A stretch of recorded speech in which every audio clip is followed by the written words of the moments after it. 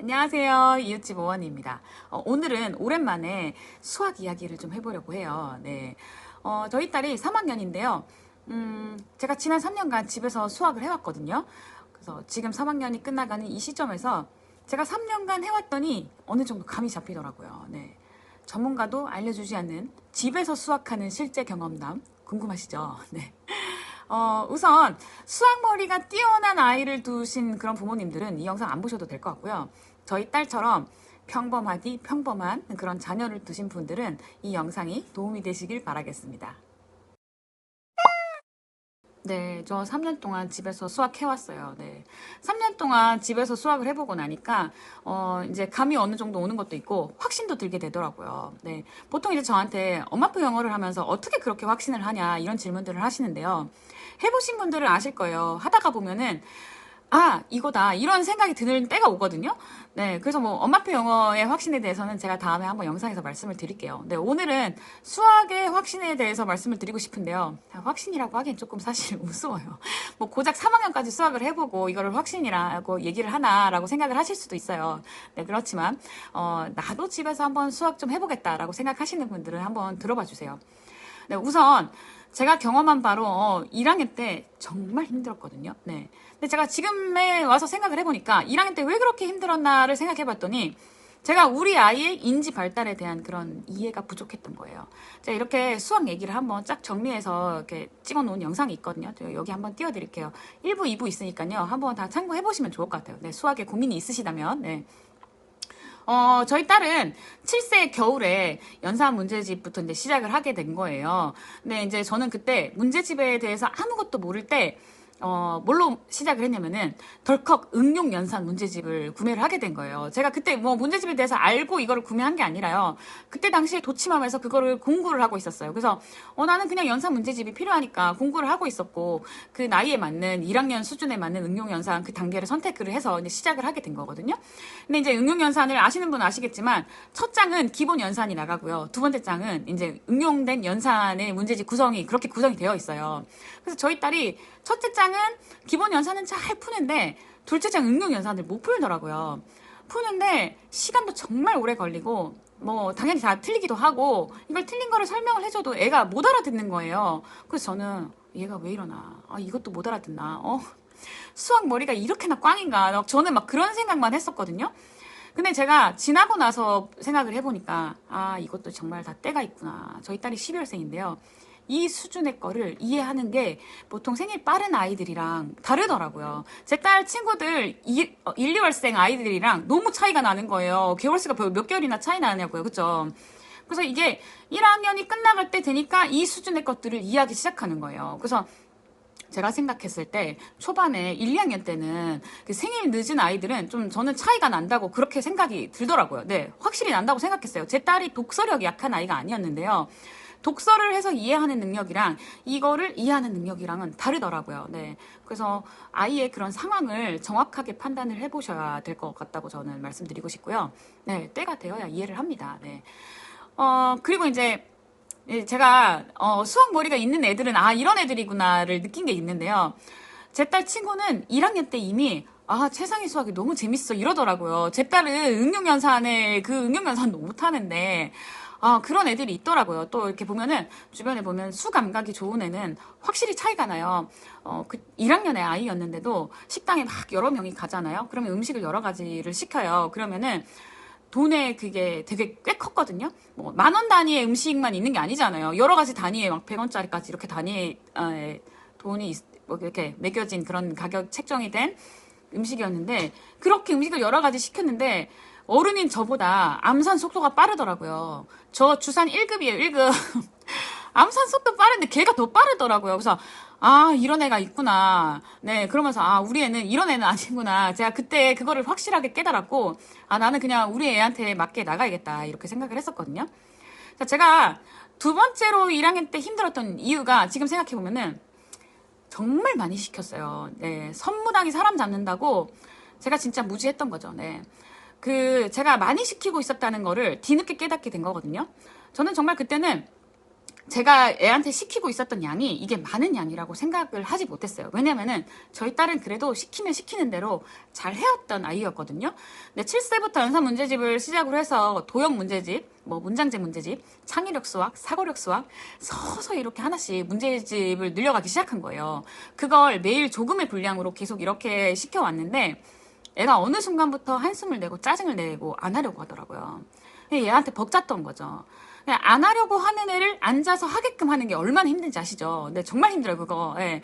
그 우리가 또 수학만 하는 게 아니잖아요. 제가 그때 우리 딸아이 독해 문제집도 시켰죠. 무슨 맞춤법 문제집도 있어요. 네, 막 그런 것도 시켰죠. 어쨌든 얘는 하루에 2권씩 리더스도 읽고 나가야 되는 아이였고. 아무튼 얘가 하루에 해야 할 양이 엄청났던 거예요. 생각해보면은, 도형 문제집도 제가 왠지 미리부터 도형 감을 잡게 해줘야 돼. 나 얘는 구체물은 많이 만져봤지만 지면은 또 다르니까 지면의 그런 문제도 경험하게 해줘야 돼. 그거 저의 욕심이에요, 욕심. 문장제 문제집도 미리 문장제 푸는 그런 연습을 해놔야 될 것 같은 저의 욕심. 모든 문제집마다 한 권 한 권에 다 저의 욕심이 들어가 있던 거예요. 사실 이게 많이 시켜서 되는 시기가 아니에요. 제가 지난 시간에 말씀드렸지만 이 전전두엽이 발달되지 않은 이 시기에 사실 다 부질없거든요. 저는 그거를 이론적으로 알고 있었으면서 그때는 제가 제 욕심에 눈이 뒤집혀서 그런 생각이 전혀 안 나더라고요. 그런 생각 하나도 못했어요, 정말. 자, 그런데 물론 그렇게 다 미리 연습을 시켜주면 좋겠지만 제가 어떤 생각이 들었냐면은 이게 내가 내 아이를 믿어주지 못해서 얘가 못할까봐 이거를 못 해낼까봐 결국 내가 내 아이를 믿어주지 못해서 딸아이 공부 정서를 내가 망치고 있구나. 제가 그거를 깨닫게 된 거죠. 자, 집에서 수학을 힘들어하는 아이 양을 얼마나 시키세요? 엄마가 생각하는 양이랑 아이가 받아들이는 양이 다릅니다. 네. 지금 초3 아이 하루에 수학 공부만 학기 중에 주 3회 하루에 3시간씩 또 방학 중에는 주 5회 매일 하면서 하루에 2.5시간씩 해야 된다고 그렇게 류승재 선생님 책에 써 있거든요.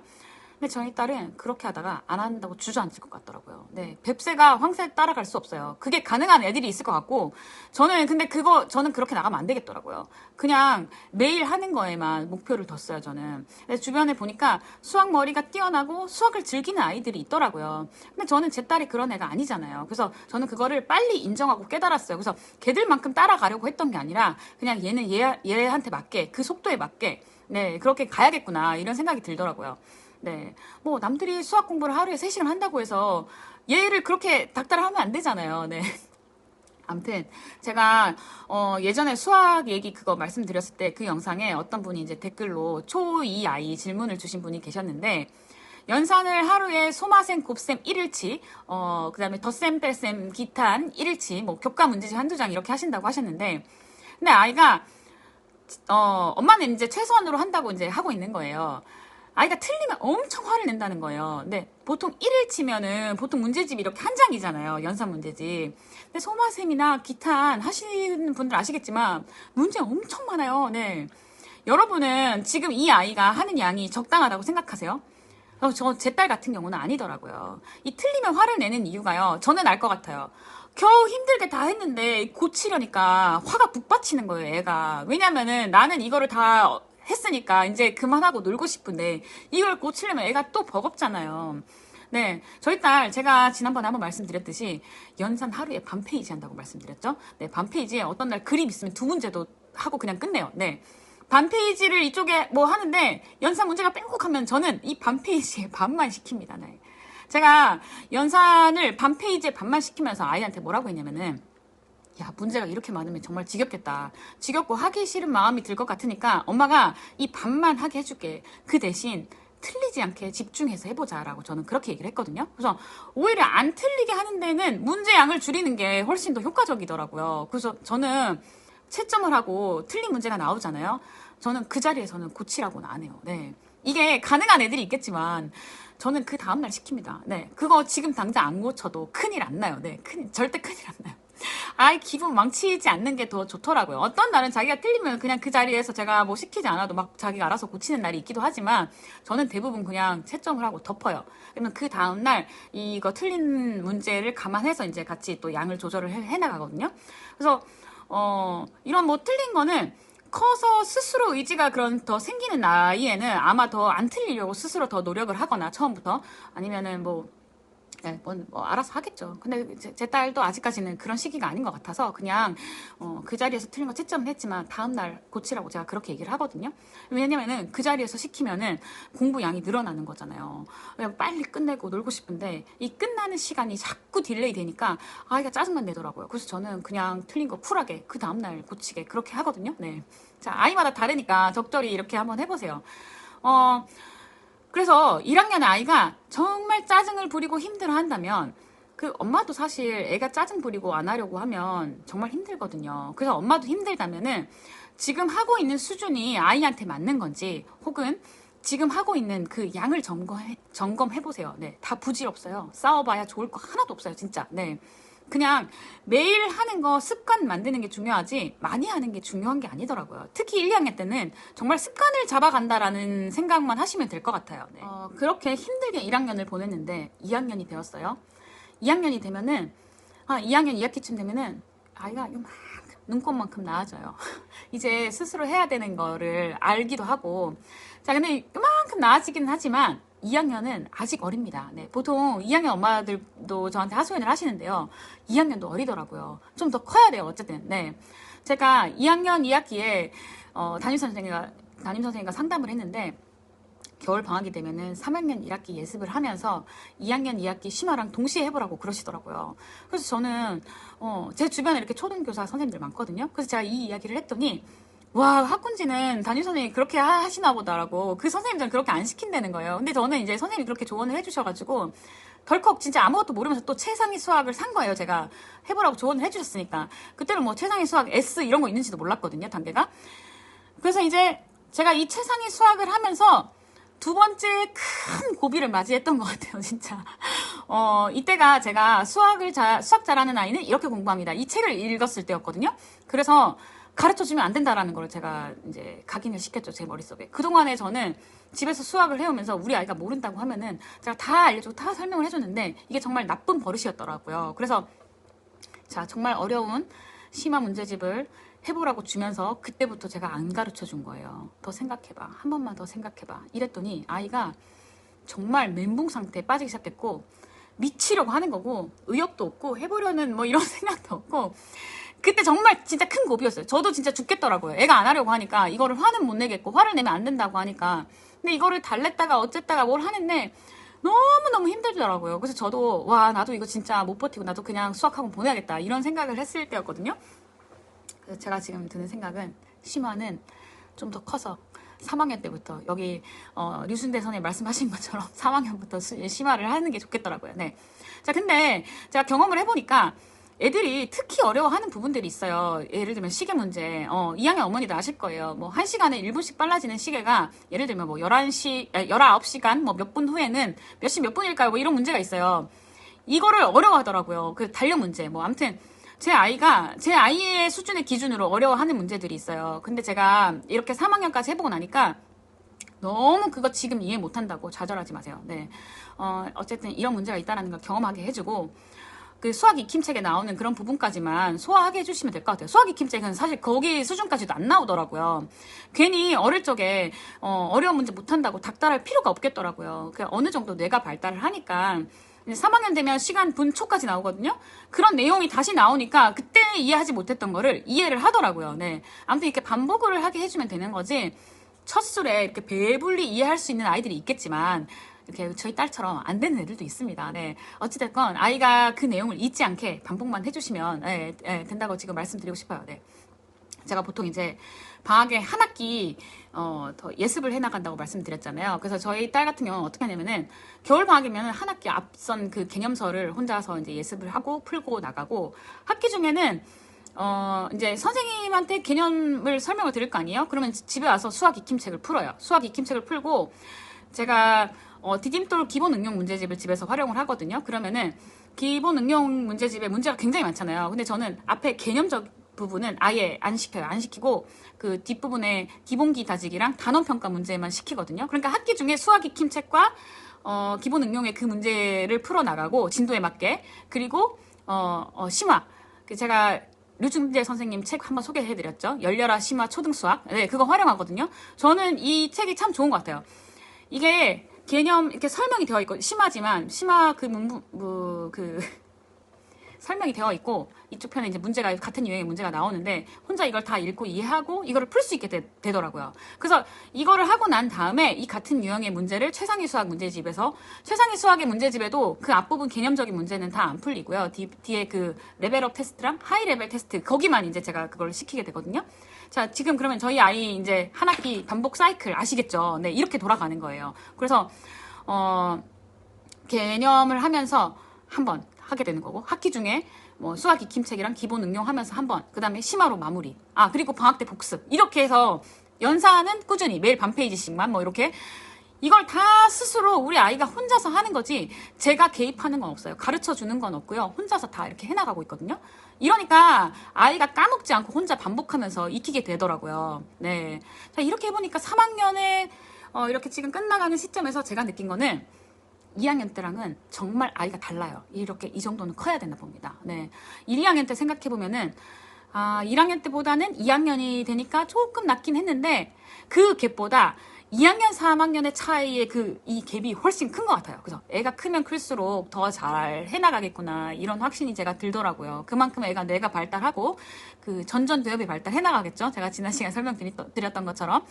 그러니 지금 1, 2학년의 부모님들 너무 힘들어하지 마시고 너무 힘 빼지 마세요. 크면 클수록 좋아져요. 네, 습관만 잡아준다라고 생각을 하시고 기본만 해나가시면 될 것 같아요. 네, 실제로 이렇게 꾸준히 해나가니까 최상위 수학 문제가 재밌다는 소리도 하더라고요. 네, 자 기분이 내키면은 혼자 앉아서 혼자 괜히 문제지 이렇게 하다가 풀어보는 날도 있고 그래요. 네, 좀 놀랍더라고요. 저도. 그래서 어느 날 도서관에서 이제 저희 아이는 도서관에서 학교 매일 복습을 하니까.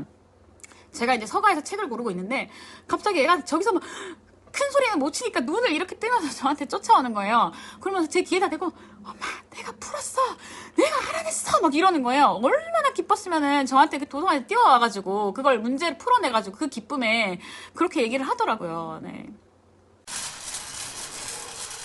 제가 3년 해보고 나서 느낀 거를 여러분들께 당부의 말씀으로 이렇게 한번 드려볼게요. 네. 어릴 적 처음 시작할 때 1학년 때부터 수학을 풀 때 엄마가 옆에 앉아가지고 하나하나 봐주면서 그렇게 가르쳐 주시면 안 될 것 같아요. 네. 애가 어려워하고 틀렸다 하더라도 최소한의 힌트로만 주고 아이가 생각하게 유도를 하게 그렇게 해야 될 것 같더라고요. 네, 이게 잘못 습관이 들면 고치기가 굉장히 힘들어요. 저도 진짜 죽을 만큼 힘들었거든요. 그 류충재 선생님이 아이마다 다르지만 6개월에서 1년까지 걸리는 아이들도 있다고 그러더라고요. 저도 진짜 죽을 것 같았는데 저는 다행히 3개월 정도에 끝났어요. 네. 그래서 지금 저희 아이는 만약에 모르는 거 나오면은 혼자 개념 다 쳐다보고 앞에 문제 풀었던 거 다 넘겨보면서 혼자 다 하거든요. 제가 가르쳐 주는 거 아무것도 없어요.